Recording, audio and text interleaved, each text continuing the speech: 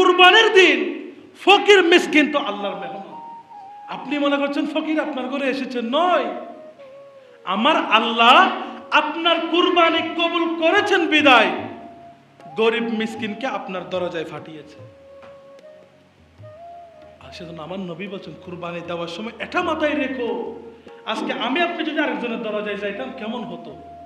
কিন্তু মালিক মহব্বত করে কুরবানি দেওয়ার সুযোগ দিয়েছেন যাতে আমার ঘরে আল্লাহর মেহমান আসতে পারে। জোরে বলবেন না সুবহানাল্লাহ। এখন কুরবানির দিন সন্ধ্যা যদি ফ্রিজ খুলি, সবার দেখা যায় ফ্রিজ আর জায়গা থাকে, অনেকজনে ফুয়াশা বিয়ে দিয়ে বললে সব মাংস কি করে রাখি আকি কাল্লা সব নয়, রাখেন। যেহেতু আমার নবী বলছে খাইতে পারবেন, আগে গরিব মিসকিনকে দেন। কিন্তু আমাদের এখন সমাজে এমন হয়ে গিয়েছে, আমরা সলিড মাংসগুলো রেখে আত্মীয় স্বজনকে পর্যন্ত দুইটা হাড্ডি দুইটা মাংস দিয়ে কি করে দিই বুঝ। আপনি মাংস দিচ্ছেন মূলত ফকিরকে নয়, আমার আল্লাহর মেহমানকে।